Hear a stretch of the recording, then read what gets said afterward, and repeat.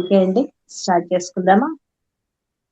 సూర్యోపనిషత్తు ఒకసారి చదువుతాను. 7వ మంత్రం అందరూ వినండి. ఆదిత్యోంతఃకరణ మనోబుద్ధి చిత్తాహంకారాః. మనస్సు, బుద్ధి, చిత్తము, అహంకారము 4 ఉన్నాయి మొదటి లైన్లో. అవి అంతఃకరణలు. ఆదిజో అంతఃకరణ మనో బుద్ధి చిత్తాహంకారాః. అది మొదటి లైన్. ఆదిత్యో వై వ్యాన సమాన ఉదాన పాన ప్రాణః. ఇవి 5 ప్రాణాలు. 5 వచ్చాయి కదా. తర్వాత లైన్, 3వ లైన్. ఆదిత్యో వై శ్రోత్ర త్వక్ చక్షు రసన ఘ్రాణాః. ఇవన్నీ మనం తత్వబోధన వింటున్నవి, కొత్తవేమీ కాదు. అందుకే ఇవి తేలిగ్గా చదవగలం. తర్వాతది ఆదిత్యో వై వాక్ పాణి పాద పాయూపస్థాః. ఇవి 5. తర్వాతది ఆదిత్యో వై స్పర్శ శబ్ద రూప రస గంధాః. ఇవి 5. తర్వాత ఆదిత్యో వై వచన దాన గమన విసర్గ నందాః. ఇవి కూడా 5. ఆనందమయో విజ్ఞానమయో విజ్ఞానమయ ఘన ఆదిత్యః. ఇవి 3. ఓకే. ఇప్పుడు ఇంతవరకు మనం ఆదిత్యోంతఃకరణ ఆదిత్యో వాయేష ఏతన్మండలం తపతి అసవాదిత్యో బ్రహ్మ. 6వ మంత్రం కదా. ఈ మంత్రంలో ఏష ఆదిత్య అసవ ఆదిత్య అని 2 పదాలు ఉన్నాయి. అంటే ఆ సూర్యుడు ఈ సూర్యుడు. ఏంటి ఆ సూర్యుడు ఈ సూర్యుడు ఏంటి? ఆ సూర్యుడు ఎవరు? పరమాత్మ సూర్యుడు. ఈ సూర్యుడు ఇద్దరు. ఒకటి బహిరంగంలో కనిపించే కంటి కనిపించే సూర్యుడు, సూర్య భగవానుడు. రెండవ సూర్యుడు మనలోని ఆత్మ సూర్యుడు. ఈ బాహ్య సూర్యుడు సూర్యమండలాన్ని వెలిగిస్తూ ఉంటాడు. తన చుట్టూ తిరిగే గ్రహాలకి ఉపగ్రహాలకి వెలుగునిస్తూ ఉంటాడు. మరి దగ్గరగా ఉన్న గ్రహాలకైతే ఎక్కువగా, దూరంగా ఉన్న గ్రహాలకి తక్కువగా వెలుగు అందుతూ ఉంటుంది. సూర్యుడే కనుక లేకపోతే ఈ మండలాలకి వేడు ఇవేమి ఉండేది కాదు కదా. అలాగే అది బాహ్య సూర్యుడు, కంటికి కనిపించే సూర్యుడు. మరి మన అంతరంగంలోని సూర్యుడు, ఇది జీవ సూర్యుడు. ఈ జీవ సూర్యుడు కూడా మనలోని కర్మేంద్రియాలకి జ్ఞానేంద్రియాలకి, ఇప్పుడు చెప్పుకున్న మనస్సు, బుద్ధి, చిత్తం, అహంకారం ఇవన్నీ చెప్పుకున్నాం కదా, ఆ అంతరింద్రియాలకి చైతన్యాన్ని, వెలుగుని ఇస్తూ ఈ లోకంలో మనం వ్యవహరించేటట్లుగా చేస్తున్నది జీవ సూర్యుడు, అంటే మనలోని సూర్యుడు. ఇవి కానీ ఆత్మ సూర్యుడు లేకపోతే, జీవ సూర్యుడు లేకపోతే ఈ ఇంద్రియాలు, అంతఃకరణలు ఇవన్నీ జడ పదార్థాలుగా, అంటే కదలిక లేనట్లుగా ఉంటాయి. ఇవి కదలిక లేనిగా ఎప్పుడు ఉంటాయి? గాఢ నిద్రలో ఉంటాయి కదా. అలా ఉంటాయి. ప్రపంచంలోని విషయాలు, వస్తువులు తెలుసుకోవడానికి, అనుభవించడానికి కారణము ఏంటి అంటే మన లోపల నుంచి వచ్చే కోరికలు. ఇవన్నీ జీవ సూర్యుడు ఉన్నంత వరకే. మరి జీవ సూర్యుడు నిష్క్రమిస్తే అప్పుడు పూర్తి జడమైపోతుంది. జీవ సూర్యుడే లేకపోతే ఈ జడ ప్రపంచాన్ని వాడుకునేవాడు, గ్రహించేవాడు, అనుభవించేవాడు ఎవ్వరూ ఉండరు. అంటే జీవుడు గాని శరీరం మూట కట్టుకుని వెళ్ళిపోయినట్టు. అప్పుడు ఇంకా అనుభవించడానికి ఏమీ ఉండదు. ఈ ఇద్దరు సూర్యుళ్ళు మనకు ప్రత్యక్షంగా కనిపించేవాళ్ళు. అదేంటండి, ఆ బాహ్యంలో సూర్యుడు అయితే కనిపిస్తాడు కానీ నాలో సూర్యుడు ఎలా కనిపిస్తాడు? మనకి అనుభవంలోకి వస్తాడు. కనిపించడం అంటే కంటికి కనిపించడం అని కాదు, అనుభవంలోకి. బాహ్యంలో ఉన్న సూర్యుడు అందరి కళ్ళకి కనిపిస్తాడు. ఇక మన జీవ సూర్యుడు ఈ కళ్ళకి కనిపించడు. ఎందుకంటే అతను బయటికి కనిపించేట్లుగా ఉండడు కాబట్టి అంతరంగంలో ఉన్నాడు. మన అంతరంగంలోని కళ్ళకే కనిపిస్తాడు. అంటే అంతరంగంలో కూడా కళ్ళు ఉన్నాయా? ఉన్నాయి. బయటకు చూసే కళ్ళు దేహ దృష్టి.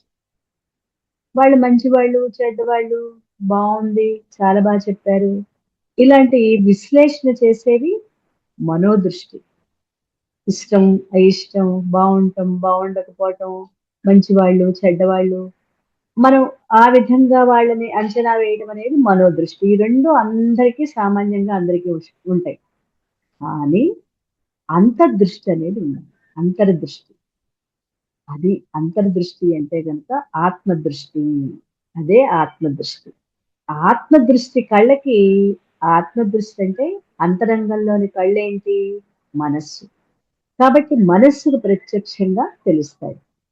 వీళ్ళిద్దరి గురించే ఏష, ఏష ఆదిత్య అంటే అంతరంగంలోని సూర్యుడు తెలిసాడు, బాహ్యంలోని సూర్యుడు తెలుసుకున్నాం.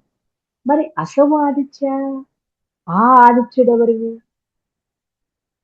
ఈ ఆదిత్యుడు అంటే అర్థం చేసుకున్నాడు. ఆదిత్యుడు కంటికి కనిపించేవాడు, కంటికి కనిపించే నాలోని ఆత్మ సూర్యుడు, జీవ సూర్యుడు. మరి ఇంకొక అసౌ ఆదిత్య, ఆ సూర్యుడెవరు? ఆ సూర్యుడంటే పరమాత్మ. ఆ అసౌ ఆదిత్య అనబడే సూర్యుడు సర్వవ్యాపి అయి సర్వాంతర్యామి అయి మనస్సు బుద్ధి వీటికి అందడు.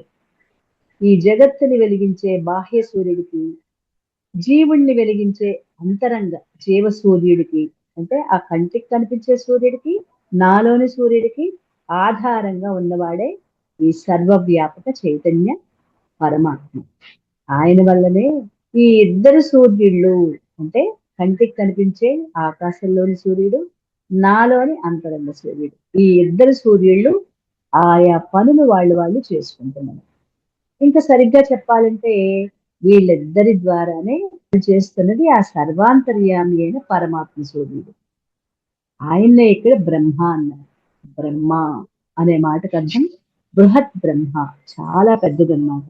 బ్రహ్మ అంటే అవ్యక్తమైన విత్తనం, కంటికి కనిపించని ఒక బీజం. బీజం అన్న విత్తనం అన్న ఒకటే.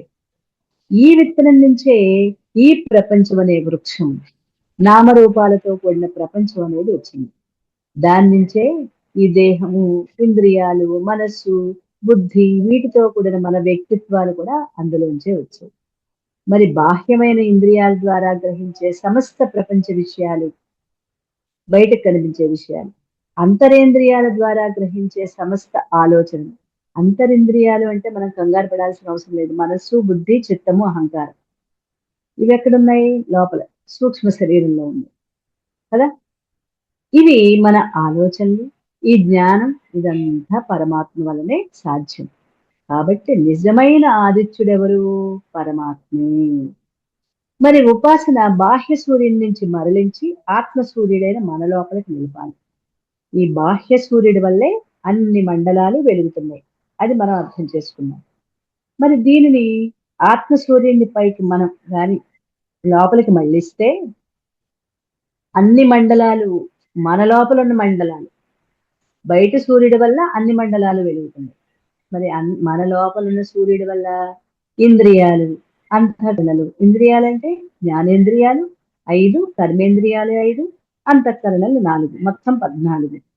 ఇవన్నీ వెలుగుతాయి, పనిచేస్తాయి. ఈ దృష్టి భావన, ఆ భావన మనలో పెరుగుతుంది. ఆ తర్వాత అన్నిటినీ వెలిగించే ఆత్మసూర్యుడు నిజంగా ఎవరు, ఎక్కడి నుంచి వచ్చాడు అని మనం విచారణ చేస్తే, నా లోపలికి ఆత్మసూర్యుడు ఎలా వచ్చాడు అంటే, మన దృష్టి అప్పుడు సర్వవ్యాపకం అవుతుంది. శాశ్వతమై చావు పుట్టక లేని అక్షర పరబ్రహ్మైన పరమాత్మ మీద దృష్టి నిలుస్తుంది. అక్షరుడు అనే మాటకు అర్థం క్షరం అంటే నశించిపోయేది, అక్షరం అంటే నశింపులేని పరమాత్మ, అంటే నిత్యమైన వాడు అని అర్థం. మన దృష్టి మరింతగా అంతర్ముఖం చేసుకోవాలి, లోపలికి మనం తిరగాలి, లోపలికి తిరగాలి, మన దృష్టిని అంతర్ముఖం చేసుకోవాలి. ఇలా జీవ సూర్యుడైన నేనెవరిని? పరమాత్మని. జీవ సూర్యుడైన నేను కేవలం ఈ శరీరంలో మాత్రమే నేను, అంతటా ఉన్న పరమాత్మని అని అప్పుడు మనం నిశ్చయానికి వస్తాం. మరి ఆ ఆదిత్యుడికి, ఈ ఆదిత్యుడికి ఏమిటి, ఎక్కడ తేడా, ఎక్కడి నుంచి ప్రారంభమైంది, అసలు ఎలా వచ్చాయి ఈ శరీరాలు, ఇక్కడ ఎలా మనం అర్థం చేసుకోవాలి అనేది 7వ మంత్రంలో మనం తెలుసుకుందాం. 7వ మంత్రం ఇప్పుడు చెప్పుకున్నాం కదా, దాన్ని చూద్దాం. ఆదిత్యోऽन्तఃకరణ మనోబుద్ధిచిత్తాహంకారాः ఆదిత్యో వై ज्ञानः समानौ दानः आदित्यो वै श्रोत्रत्वक्चक्षुरसनाघ्राणाः आदित्यो वै वाक्पाणिपादपायूपस्थाः आदित्यो वै स्पर्श शब्द रूपरसगन्धाः आदित्यो वै वचनादान विसर्गानन्दाः आनन्दमयो विज्ञानमयो విజ్ఞానమయ ఘన ఆదిత్యః. ఆ ఆదిత్యుడు మనోబుద్ధి చిత్త అహంకారాలనే అంతఃకరణలు. ఆదిత్యుడే మనోబుద్ధి చిత్త అహంకారాలనే అంతఃకరణలు. ఆ ఆదిత్యుడే జ్ఞాన సమాన ఉదాన అపానమనే ప్రాణాలు, పంచ ప్రాణాలు. మనకి పంచ ప్రాణాలు తెలుసు కదా, ప్రాణ అపాన జ్ఞాన ఉదాన సమానం, ఈ 5 ప్రాణాలు. ఈ ఆదిత్యుడే వాక్ పాణి పాద పాయు పస్థ, అంటే వాక్కు కర్మేంద్రియాలు. వాక్కు పాణి అంటే చెయ్యి, పాదము అంటే కాళ్ళు, పాయు అంటే మలద్వారం, ఉపస్థ అంటే జననేంద్రియం. ఇవి కర్మేంద్రియాలు.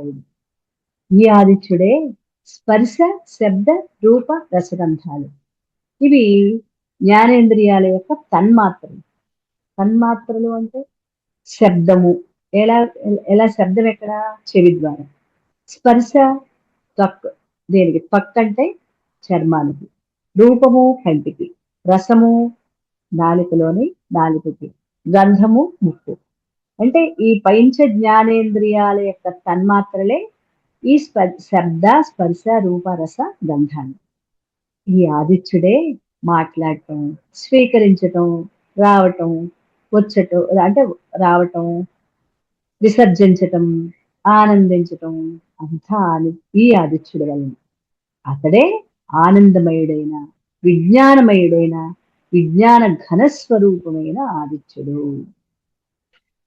ఇందాకటి మంత్రంలో ఉపాసకుడు తన దృష్టిని, ఉపాసకుడు అంటే మనమే సాధకులు అన్నమాట, తన దృష్టిని బాహ్య సూర్యుడి నుంచి, అంటే కంటికి కనిపించే సూర్యుడి నుంచి తన అంతరంగంలో ఉన్న జీవ సూర్యుని వైపు మరలించాలని, చివరికి ఆ జీవ సూర్యుడే పరమాత్మ, ఎవరో కాదు, ఆ జీవ సూర్యుడు పరమాత్మని గ్రహించి తాను తానుగా ఉండిపోవాలి అని మనం చివరి వరకు చెప్పుకున్నాం. ఇందాక చెప్పుకున్నాం కదా.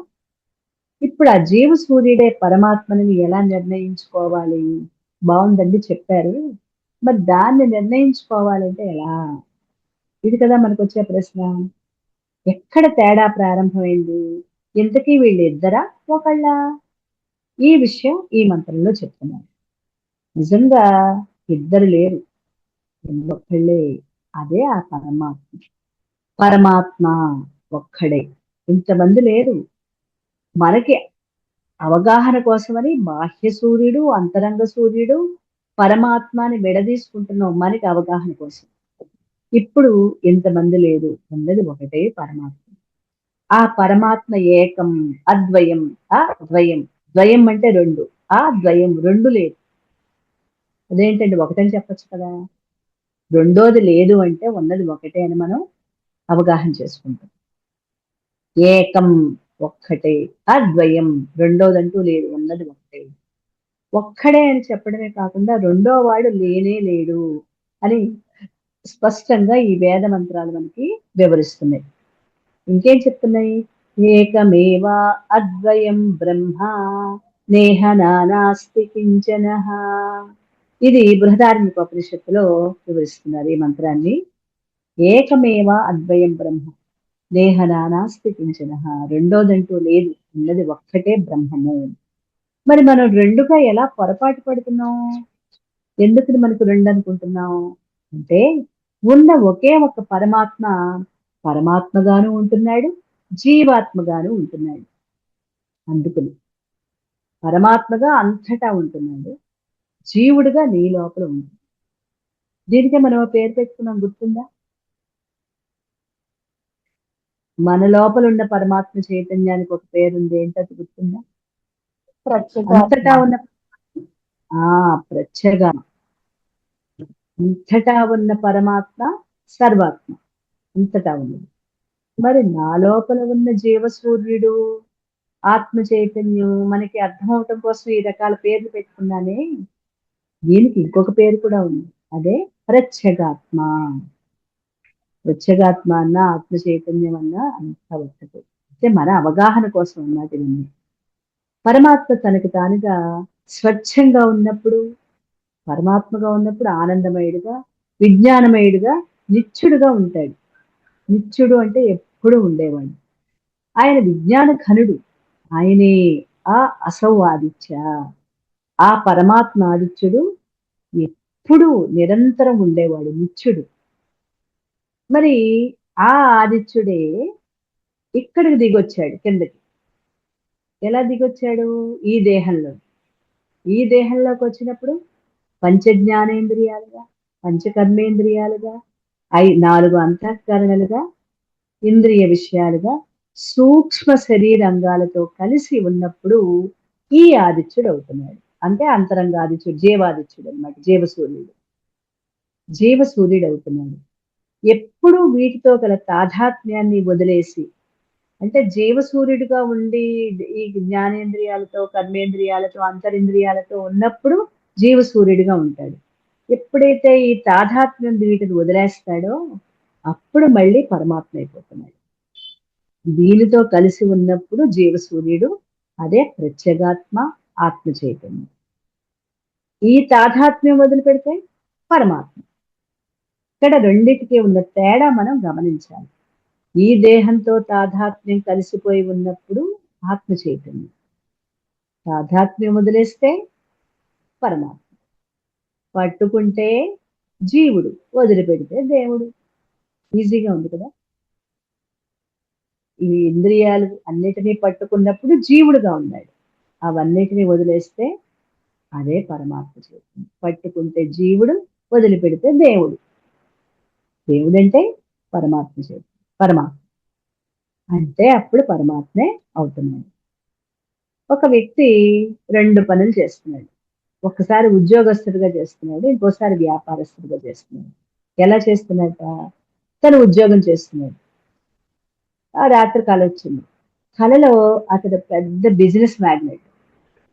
ఏదో పెద్ద వ్యాపారాలు చేస్తున్నాడు. ఎలా చేస్తున్నాడు? చాలా బిజీగా ఉంటున్నాడు. ఫోన్ కాల్స్ తీసుకుంటున్నాడు. ఎవరికో ఆ సరుకులు పంపించండి. ఇవి వచ్చాయా లేదా? చాలా బిజీగా అన్నమాట. పెద్ద బిజినెస్ మ్యాగ్నెట్‌లా అతనికో పెద్ద కలొచ్చింది. అంటే స్వప్నంలో ఉన్నంత వరకు అతడు వ్యాపారస్తుడు. మెలకువగా ఉన్న స్థితిలో అతను ఆఫీస్‌కెళ్ళి ఉద్యోగం చేసేస్తున్నాడు. స్వప్నం రోజు రాదు కదా. అది ఎప్పుడో ఒకసారి వచ్చింది. స్వప్నంలో ఉన్నప్పుడు తనేమనుకున్నాడు? ఆ తాదాత్మ్యంలో ఉన్నంత వరకు నేనొక బిజినెస్ మ్యాగ్నెట్ అనే అనుకున్నాడు. కల కరిగిపోతే? కల కరిగిపోయింది. మెలుకువొచ్చేసింది. అప్పుడేమయ్యాడు? ఓహ్! ఇంతవరకు నేను పెద్ద వ్యాపారస్తుడిని అనుకున్నాను. లేదు. నేను మామూలు ఉద్యోగిని. ఆ తాదాత్మ్యం పోయింది కలతో. మళ్ళీ మామూలు స్థితికొచ్చేసినప్పుడు అతను మామూలు స్థితిలో నార్మల్‌గా సామాన్యమైన ఉద్యోగిగా ఉన్నాడు.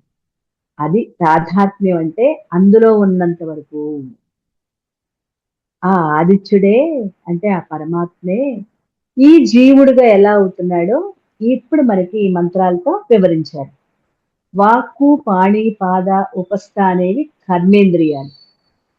కర్మేంద్రియాలు తెలుసు కదా! వాక్కు మాట్లాడటం, పాణి చేతులు, పాదాలు, వాయువు మలద్వారము, ఉపస్థ జననేంద్రియం. ఈ 5 కర్మేంద్రియాలు. పలకటం, పట్టుకోవటం, నడవటం, విసర్జించటం, ఆనందించటం ఈ పనులన్నీ ఏమి చేస్తాయి? కర్మేంద్రియాలు చేసే పనులు. అంతే కదా! మాట్లాడటం నోటితో మాట, పట్టుకోవటం చేతులతో, నడవటం కాళ్ళతో, విసర్జించటం మలద్వారంతో, ఆనందించటం సృష్టి కార్యం అనేది అది కర్మేంద్రియాలు. ఇవన్నీ కూడా కర్మేంద్రియాలు చేసే పనులు. ఇకపోతే శ్రోత్ర త్వక్ చక్షు రసనాఘ్రాణాలు ఇవి జ్ఞానేంద్రియాలు. వినటము, స్పర్శించటము, చూడటము, రుచి చూడటము, వాసన చూడటం ఇవన్నీ ఏమి జ్ఞానేంద్రియాల పని. శబ్ద స్పర్శ రూప రసగంధాలు ఇవి కూడా జ్ఞానేంద్రియ విషయాలు. ఉద్రేకపూరితమైన ఆలోచనలు చేసేటప్పుడు మనస్సు ఏం చేస్తుంది? కాస్త స్పీడ్ గా ఆలోచనలు చేస్తూ ఉంటుంది. ఉద్రేకపూరితమైన ఆలోచనలు మంచివైనా అవ్వచ్చు, చెడైనా అవ్వచ్చు. ఒక్కొక్కసారి మంచివి చేయొచ్చు, ఉన్నతమైనవి చేయొచ్చు, ఒక్కొక్కసారి తప్పు నిర్ణయాలు తీసుకోవచ్చు. ఆ ఆలోచనలు మాత్రం చేసేది మనస్సు. ఆలోచించి నిర్ణయాలు తీసుకునేది బుద్ధి. విశ్లేషణ చేసి నిర్ణయాలు తీసుకునేది బుద్ధి. పూర్వజన్మ పూర్వ జ్ఞాపకాలు ఎప్పుడో మన చిన్నప్పుడు 10 ఏళ్ల వయసులో మనం ఆడుకుంటూ ఉన్నప్పుడు ఒక సైకిలు మనం ఆడుకుంటూ పరిగెత్తుకుంటూ వస్తున్నప్పుడు మన ఫ్రెండ్ ఎవరో ఎదురుగుండా సైకిల్ వచ్చి డాష్ కొట్టారు. అప్పుడు మనం పడిపోయాం. పడిపోతే చెయ్యి బాగా వాచిపోయి నొప్పెట్టింది. బెణికిందన్నమాట. అది మనకు చాలా రోజులు గుర్తుండిపోయింది. గుర్తుండిపోయి అంటే అది ఆ దెబ్బ తగిలింది. కొన్నాళ్ళు ఆ నొప్పి భరించాము అయిపోయింది. అది మనకి లోపల ముద్రగా ఉండిపోయింది. గుర్తుపెట్టేసుకున్నాం. అలాగే చిన్నప్పుడు కొన్ని విషయాలు అంటే మనకు జరిగే అనేక సంఘటనలు ఈ చిత్తంలో జ్ఞాపకాలుగా ఉంటాయి. ఇవి ఎప్పుడు గుర్తొస్తాయి? మామూలుగా అయితే రోజు అయితే గుర్తురావు. రోజు మన చిన్నప్పటి నుంచి మనం పాకేప్పటి నుంచి ఇంకా నడిచేప్పటి నుంచి ఏమైనా విషయాలు గుర్తుంటాయా మనకి? 3 ఏళ్ల వయసులో, 5 ఏళ్ల వయసులో, 10 ఏళ్ల వయసులో విషయాలేవి గుర్తుండవు. కనీసం మన జరిగిన విషయాలు కూడా మామూలుగా అయితే గుర్తుండవు. కానీ దానికి రిలేటెడ్ గా సంబంధించిన ఏదైనా ఒక విషయం గ్రహించినప్పుడు, చూసినప్పుడు, విన్నప్పుడు ఠక్కుమని గుర్తొస్తుంది లోపల నుంచి ఎక్కడో. ఆ! ఒకప్పుడు నాకు ఇప్పుడిప్పుడే గుర్తొస్తుంది. నేనప్పుడు పరిగెత్తుకుంటూ వెళ్తున్నాను. అప్పుడు ఎదురుగుండా వచ్చిన సైకిల్ గుద్దేసి అప్పుడు నా చెయ్యి బెణికింది. అది ఏనాడైంది? 25 ఏళ్ళో, 30 ఏళ్ళో అయింది. నువ్వు చాలా పెద్దవాడివైపోయావు. ఎక్కడో చెయ్యి సైకిల్ తగిలి ఆ పిల్లవాడు పరిగెత్తుతూ వెళ్తున్నాడు. సైకిల్ తగిలి పడిపోయాడు. చెయ్యి బెణికింది. మన పిల్లాడో, పక్కింటి పిల్లాడో. ఆ సంఘటన చూడగానే నీ చిన్నప్పటి సంఘటన ఇప్పుడు గుర్తొచ్చింది. మరి గుర్తొచ్చింది అంటే ఆ జ్ఞాపకం ఎక్కడుండిపోయింది? చిత్తంలో రికార్డ్ అయింది. అన్నీ రికార్డ్ అవుతాయి. కానీ అన్నీ గుర్తురావు. దానికి సంబంధించిన విషయం ఏదైనా అక్కడ మళ్ళీ జరగటమో అడిగినప్పుడు గుర్తొస్తుంది. మనం ఏదో సంగీతం నేర్చుకున్నాం. సంగీతం నేర్చుకున్నాం, పాట పాడుతున్నాం. మనం ఏదో పాట విన్నాం. ఆ పాట యొక్క రాగం మనకి గుర్తు రావట్ల. ఆ పాటని మనం పాడుతున్నాము. అందులో స్వరాలన్నీ గుర్తు చేసుకుంటున్నాం గానీ, స్వరాలు గుర్తు రావట్లేదు. పాట కూడా కొద్దిగా గుర్తొస్తుంది. ఆ రాగం ఏంటో గుర్తు రావట్లేదు. అప్పుడు తాళం వేస్తూ, ఆ తాళం ఏంటి? అది ఆ తాళాన్ని ఒకసారి గుర్తు చేసుకొని, ఆ రాగం పాడుతూ ఉండగా అప్పుడు గుర్తొచ్చేస్తుంది రాగం ఏంటో. ఆ! ఇది రూపక తాళం వేస్తూ ఇదేం తాళం ఇదేంటో జంప తాళం వేస్తూ ఏదో ఆహ్, ఆ రాగం పేరు అప్పుడు గబుక్కున గుర్తుపెట్టుకుంది. అంటే నేర్చుకున్నప్పుడు గుర్తున్నవి నీకు ఇవాళ ఎందుకు గుర్తులేవు? అంటే దానికి రిలేటెడ్‌గా ఆ పాటేదో విన్నప్పుడు దాన్ని ఇక్కడ చిత్తంలోని జ్ఞాపకాన్ని బయటకు తెచ్చుకొని ఇప్పుడు గుర్తు బయటకొచ్చింది. మనం నేర్చుకున్న విన్నవన్నీ కూడా జ్ఞాపకాలుగా మనలో ఉంటాయి. చిత్తం రికార్డ్ చేస్తూ ఉంటుంది. అది చిత్తం అంటే ఇది మనకు ఇంతవరకు చిత్తం యొక్క అవగాహన మనకి ఎక్కువ రాలేకపోవచ్చును. ఇప్పుడు చెప్పుకోవచ్చు. ఇప్పుడు అర్థం చేసుకున్నాం. ఇకపోతే నిర్ణయాలు. బుద్ధి మరి నిర్ణయాలు చేస్తుందా? మనస్సు ఏం చేస్తుంది? దాన్ని కర్మేంద్రియాలకు చెప్తుంది ఈ విధంగా చెయ్యి అని. అలా చెయ్యటానికి ఎవరు చెప్తారు? అహంకారం చెప్తుంది. మన లోపల నిర్ణయాలని అమలుపరిచేది అహంకారం.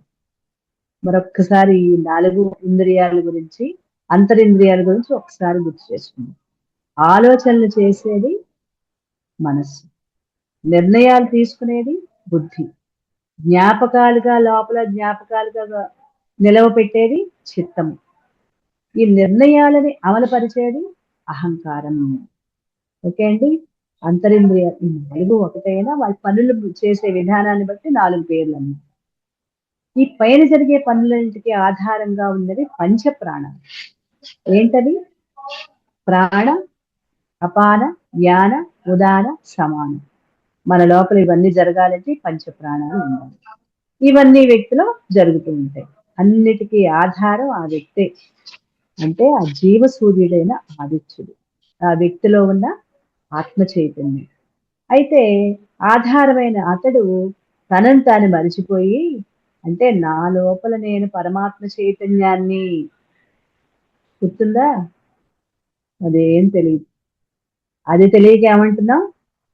నేను మాట్లాడుతున్నాను, నేను నడుస్తున్నాను, నేను ఆలోచిస్తున్నాను, నేను తింటున్నాను, నేను వెళ్తున్నాను, నాకు అక్కర్లేదు. ఇలా నేను, నేను, నేను అంటూ ఈ దేహానికి ఆపాదించుకుంటున్నాం.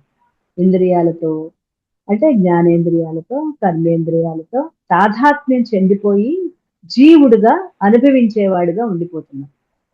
నిజం చెప్పాలంటే మనం జీవుళ్ళం కాదు, జీవుడిగా కాదు, అనుభవించేవాడివి కాదు. నువ్వు అకర్తవి, అభోక్తవి. నువ్వు చేసేవాడివి కాదు, అనుభవించేవాడివి కాదు. కానీ ఈ ఇంద్రియాలతో తాదాత్మ్యం చెందిపోయి నేను తింటున్నాను, నేను ఉంటున్నాను, నేను వెళ్తున్నాను. ఇలా నేను, నేను, నేను అంటూ నువ్వు చేసే పనులన్నీ నువ్వు ఆపాదించుకుంటున్నావు. నిజం చెప్పాలంటే నువ్వు ఆపాదించుకునేంత తాదాత్మ్యం అక్కర్లా. నువ్వు కాదు చేసేది, శరీరం చేస్తోంది. నువ్వేమీ చెయ్యవు. కానీ ఆ విషయం నీకు తెలియక అన్నీ నేనే చేస్తున్నాను అనుకుంటున్నావు. అలా కాక జరిగే వాటన్నిటిని కేవలంగా, నిర్లిప్తంగా, సాక్షిగా చూసే పరమాత్మవు నువ్వు. ఆ విషయం తెలుసా నీకు? కేవల సాక్షిగా చూసే, నిర్లిప్తంగా చూసే పరమాత్మవి. కానీ అలా ఉండకుండా ఎలా ఉంటావు? అన్ని పనులు నెత్తినేసుకుని నేనే చేస్తున్నాను. నా వల్లే ఈ పనులన్నీ అవుతున్నాయి. నేను లేకపోతే ఒక్క పూచిక పుల్ల కూడా కదలదు అని అవన్నీ నీ నెత్తి మీద వేసుకుంటున్నాను. అసలు నువ్వు వచ్చిన పనేంటి భూమి మీదకి? నువ్వు ఆత్మ చైతన్యంగా నిన్ను నువ్వు తెలుసుకోవడానికి వచ్చి, అది పక్కన పెట్టేసి, నేనే చెయ్యాలి, నేను లేకపోతే అవ్వదు, ఇదంతా నాది, నేను, నా వాళ్ళు అని తాదాత్మ్యం చెందిపోతున్నావు అన్నమాట. అని నిజం చెప్పాలంటే నువ్వు ఏమీ కాదు. నువ్వు కేవల సాక్షిగా, నిర్లిప్తంగా ఉండే ఆత్మ చైతన్యాన్ని.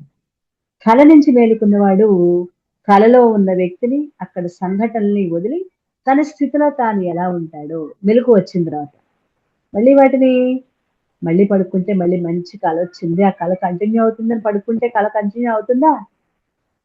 ఇందాక ఒక కల వచ్చింది, మంచి చాలా చక్కటి కల, అది మనకు నచ్చింది, మెలుకువ వచ్చేసింది. అబ్బా! భలే అద్భుతమైన కలొచ్చింది.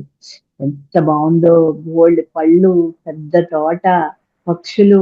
అక్కడ ఆ తోటలో ఆడుకుంటుంటే, ఆ పక్షుల మధ్య తిరుగుతూ ఉంటే, ఫ్రెండ్స్‌తో ఆటలాడుతుంటే ఎంత బావుందో! అబ్బా! మళ్ళీ కళ్ళు మూసుకు పడుకుంటే ఆ కలొస్తుందంటే నిజంగా వస్తుందా? కలలో వరకే ఆ తాదాత్మ్యం. మెలుకువ వచ్చాక అదెలా చూస్తాం? కలలాగానే చూస్తాం.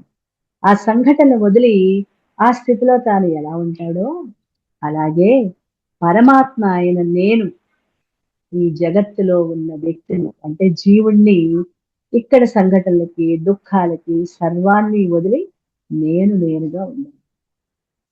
అదే ఇక్కడికొచ్చిన చిక్కంతా అక్కడే వస్తుంది. ఈ దేహం నేను కాదు, ఆత్మ చైతన్యమైన నేను ఈ దేహంలో ప్రతి అణువుకి కూడా చైతన్యాన్ని ఇస్తున్నాను. నాలోని చైతన్యాన్ని అది స్వీకరించి పనులు చేసుకుంటున్నాయి. అది నేను మర్చిపోయా. అది ఈ మంత్రంలో ఉన్న అంతరార్థం. ఈ ఆదిత్యుని అనేక పేర్లతో ఉపాసన చేస్తున్నారు. మనకి ఎనిమిదో మంత్రం. చెప్పుకున్నాం కదా ఎనిమిదో మంత్రం. అదేంటో చూడండి. నమో మిత్రాయ భానవే మృత్యోర్మా పాహి భ్రాజిష్ణవే విశ్వహేతవే నమః. ఏంటున్నాయి ఇంకా ఆదిత్యుడి పేర్లు? మిత్రునికి, ప్రకాశ స్వరూపానికి నమస్కారం. మృత్యువు నుండి నన్ను రక్షించు తేజోవంతునికి, విశ్వానికి కారణభూతునికి నమస్కారం. ఈ ఆదిత్యుని యొక్క పేర్లు 4 రకాలుగా చెప్తున్నారు. భక్తుని యొక్క హృదయంలో భగవంతుని పట్ల ప్రేమ, భక్తి, శరణాగత భావం. ప్రేమ అన్న, భక్తి అన్న ఒకటే. భగవంతుని పట్ల ఉన్న ప్రేమ. ప్రేమ యొక్క ఉన్నది ఒక్కటే ప్రేమ. దానికి అనేక పేర్లు. భగవంతుని పట్ల ఉన్న ప్రేమని భక్తి అంటారు. గురువుల పట్ల ఉన్న ప్రేమను కూడా భక్తి అనే అంటాం. మరి తల్లిదండ్రుల పట్ల ఉన్న ప్రేమని, ఆ ప్రేమను ఏమంటాం? స్నేహితుల పట్ల ఉన్న ప్రేమని, ఇదంతా ప్రేమ స్వరూపమే. కానీ దానికి గౌరవం, వాత్సల్యం, తల్లిదండ్రులకి పిల్లల పట్ల ఉండే ప్రేమ వాత్సల్యం, గురువుకి బిడ్డ తన శిష్యుల పట్ల ఉండేది వాత్సల్యం. అలా ప్రేమకి ఆ సందర్భాలను బట్టి ఆ పేర్లు మనకి అవగాహన కోసం పెట్టుకున్నది. కానీ ఉన్నదంతా ఒకటే. అదే ప్రేమ స్వరూపం. పరమాత్మ పట్ల ఉండే ప్రేమను భక్తి అంటారు. ఇంకా శరణాగతి. ఈ వీటి గురించి అలాంటి భావం కలగాలన్నా, వృద్ధి పొందాలన్నా, భగవంతుని యొక్క మహాత్యాల గురించి, ఆయన దివ్య శక్తుల గురించి, ఆయన తత్వం గురించి మళ్ళీ మళ్ళీ మళ్ళీ మళ్ళీ స్మరించాలి. అసలు భగవంతుడి గురించి మనం బాగా లోతుగా తెలుసుకుంటేనే కదా మనకి ఆ శరణాగతి వస్తుంది. ఏమి తెలుసుకోకుండా, అస్సల ఏ కథలు వినకుండా పరమాత్మని మనసులో ఎక్కువసేపు మనం ఏం తలుచుకోవడానికి ఏమి ఉండదు అక్కడ. తెలియదు కదా మనకి. తెలియనప్పుడు మనం ఏమి తలుచుకోం. అదే ఆ కథలు వింటే, శ్రీకృష్ణ లీలలు విన్నాం అనుకోండి. ఇంతకుముందు మన మధ్యాహ్నం క్లాసులో కృష్ణ దర్శనం అని ఒక పుస్తకం వచ్చింది. చిన్నప్పుడు ఆయనకి అనుభవంలో కృష్ణునితో అనుభవంతో రాశారు ఒక ఆయన. చాలా అద్భుతంగా ఉంది. ప్రతిరోజు కృష్ణునితో ఆయన కలిసి ఆయన లీలలు చూస్తూ ఉండేవారన్నమాట. వాటిని తన పుస్తక రూపంలో రాశారు. నిజంగా అది విన్నాక మాత్రం మనందరికీ అనిపిస్తుంది. ఒక 10 రోజులు ఎంతో చెప్పుకున్నాం అన్నమాట ఆ పుస్తకంలోని విశేషాలు. చాలా అద్భుతంగా ఉంది. కళ్ళు తెరిచినా, మూసినా మనం కూడా కృష్ణుడి పక్కనే ఉన్నట్లుగా, ఆ గోపికల్లాగా మనం ఉన్నట్లుగా, వాళ్ళతో ఆడుతున్నట్లుగా, ఒక నెమలి రూపంలోనే, చెట్టు రూపంలోనే చుట్టూతా తిరుగుతున్నట్లుగా అనుభూతి కలుగుతూ ఉండేది.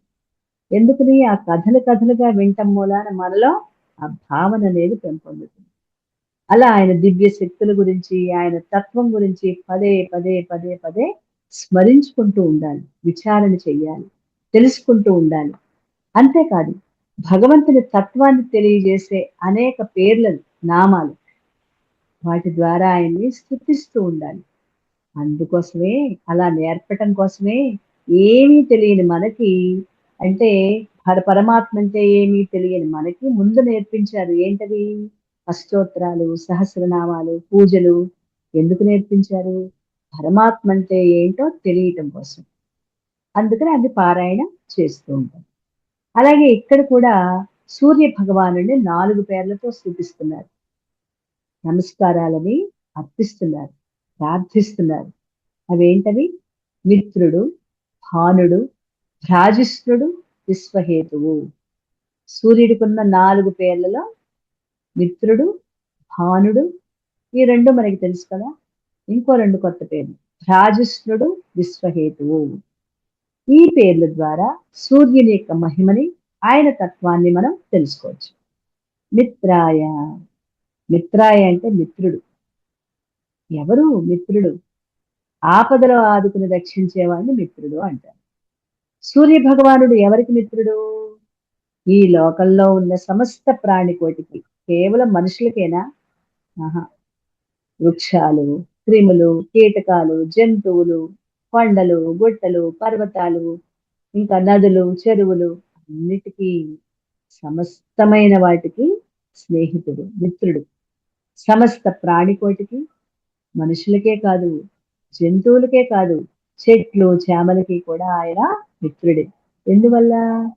ఆయన ఈ లోకంలో ఉన్న సమస్త మానవాళికి, జంతువులకి, అన్నిటికీ కావలసిన వేడి, వెలుతురు, అలాగే మన శరీరాలకు కావలసిన విటమిన్లు, D3, డి విటమిన్, ఇలాంటి శక్తి అంతా కూడా సూర్యుడి నుంచే వస్తుంది. సూర్యకాంతి వల్ల వెలుగు, వేడి, సూర్యకిరణాల వల్ల విటమిన్లు, సూర్యుని వెలుగు వల్ల ఉత్తేజం. అంతే కదా. సూర్యుడి వల్లే ఉత్తేజం. రాత్రిపూట అంత ఉత్తేజం ఉండదు. ఉదయం, పగలు, తెల్లవారు లేచిన నుంచి ఎలా ఉంటుంది? చాలా ఉత్సాహంగా ఉంటుంది. అదే పగలల్లా పనిచేసి రాత్రి రాత్రి వచ్చినప్పటికి కళ్ళు వాలిపోతూ ఉంటాయి. ఎప్పుడు పడుకుందామా? ఎప్పుడు క్లాస్ అయిపోతుందా? మేడం ఎప్పుడు వదిలేస్తారా? ఎప్పుడు పడుకుందామా అని అనిపిస్తుంది కదా. అలాగా, అంటే ఉదయం సూర్యోదయంతో మనకున్న ఉత్సాహం రాత్రి అంత ఉత్సాహం ఉండదు. అందువల్ల ఆ ఉత్తేజం సూర్యుడి నుంచే వస్తుంది.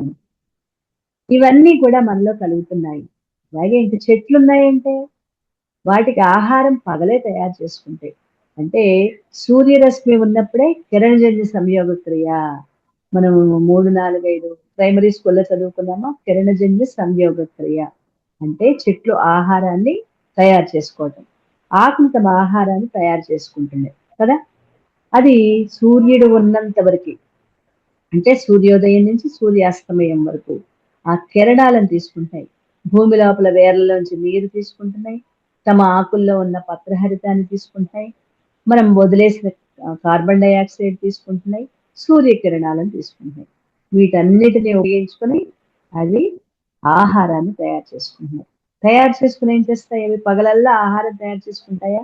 సాయంత్రం అయ్యేప్పటికి అవి తయారు చేసుకున్న ఆహారాన్ని ఆకులు ఆకులు తయారు చేస్తాయి కదా! అవి కాండల్లోకి, వేర్లలోకి, మొగ్గలలోకి, పిందెలలోకి, పువ్వుల్లోకి, పండ్లలోకి, వాటిల్లోకి పంపిస్తాయి. అందుకే మన పెద్దవాళ్ళు ఒక మాట అంటారు. మనం మొక్కల్ని ఇవి ఆకులు కోసుకోవాలనుకోండి, తోటకూర, గోంగూర, బచ్చల కూర అలాంటివి కోసుకోవాలంటే సాయంత్రం పూట కోసుకోవాలి. అలాగే కాయలు కోసుకోవాలంటే ఉదయం కోసుకోవాలి. ఎందుకు? ఆకులు వాటిని ఆహారాన్ని తయారు చేసుకున్నవి సాయంత్రం వరకు ఉంటాయి వాటిలో. కాబట్టి దానిలోని ఆహారం మనకి ఆహారం కాబట్టి అది అప్పుడు అవి తీసుకుంటే మనకి వాటిల్లో పుష్కలంగా అన్నీ దొరుకుతాయి మనకి అని ఆహార పదార్థాలు మనకు కావాల్సిన అన్నీ కూడా అందులో ఉంటాయని సాయంత్రం ఆకుకూరలు కోసుకోవాలి. మరి సాయంత్రం వరకు తయారు చేసుకున్న ఆహారాన్ని కాయలలోకి ఇప్పుడు చూడండి చిన్న మొగ్గలా ఉంటుందా? అది మరుసటి రోజు అయ్యేప్పటికల్లా కాస్త పైకి చిన్న పటమరిస్తుంది, కనిపిస్తుంది. మరుసటి రోజుకి ఇంకొద్దిగా పెద్దదవుతుంది. మరుసటి రోజుకి ఇంకొద్దిగా పెద్దదవుతుంది. ఎలా అవుతుంది? తను తయారు చేసుకున్న ఆహారాన్ని ఆ మొగ్గలలోకి, పువ్వుల్లోకి, అన్నిట్లలోకి చెట్టు పంపిస్తుంది ఆకులు. అప్పుడవి ఎదుగుతాయి. తెల్లవారేటప్పటికల్లా అది మొగ్గలా ఉన్నది తెల్లారేపటికల్లా చక్కగా పువ్వుగా వికసిస్తుంది. కదా! అందుకని వాటిని ఎప్పుడు కోసుకోవాలంటే ఉదయం కోసుకోవాలి. మన పెద్దవాళ్ళు కొన్ని కొన్ని విషయాలు చెప్తున్నారంటే వాటికి ఉన్న విలువమని అదేంటో మనం అవగాహన చేసుకోవడం అన్నమాట. అలా కిరణజన్య సంయోగ క్రియ ద్వారా ఆకులు తమ ఆహారాన్ని తయారు చేసుకుంటాయి. అయితే ఈ క్రియ ఎప్పుడు జరుగుతోంది? సూర్యుడు తన కిరణాలు ప్రసారం చేస్తున్న పగటి సమయంలోనే. రాత్రులందు సూర్యుడు కనిపించడు. కనిపించడు కదా అని లేడా? భూమి తిరుగుతోంది కాబట్టి భూమి మరి తన చుట్టూ తాను తిరగటం వల్ల రాత్రి పగళ్ళు ఏర్పడుతుంది. సూర్యుడైతే ఎక్కడికి వెళ్ళడు. అక్కడే ఉన్నాడు. కాబట్టి ఇక ఎట్టి క్రియలు కూడా రాత్రిపూట చీకట్లో ఈ చెట్లకి ఏ క్రియలు జరగవు. ఏ ఆహారం తయారు చేసుకోరు. పైగా ఇలా అందరికీ అన్నీ ఇస్తున్నాడంటే ఏ భేదభావం లేదు. ఉన్నవాళ్ళు, లేని వాళ్ళని, చిన్న పెద్ద అని, ఆడ మగ అని, మనిషి జంతువు అని గాని, వీడు భక్తుడు, వీడు నాస్తికుడని గాని ఎటువంటి తేడా లేకుండా ఎలాంటి వాళ్ళకైనా సరే తాను ఇవ్వగలిగిన వాటిని ఎలా ఇస్తున్నాడు? నిర్లిప్తంగా ఇస్తున్నాడు. నిర్లిప్తంగా అంటే ఎటువంటి వాటిని ఆశించకుండా ఇస్తున్నాడు. అందుకే సూర్య భగవానుని నమో మిత్రాయ అని నమస్కారం చేస్తున్నారు. అందరికీ మిత్రుడు సూర్యుడు. మిగిలినవి భానవే, విశ్వహేతవే, భ్రాజిష్ణవే. వీటిని మనం రేపు చెప్తున్నాం.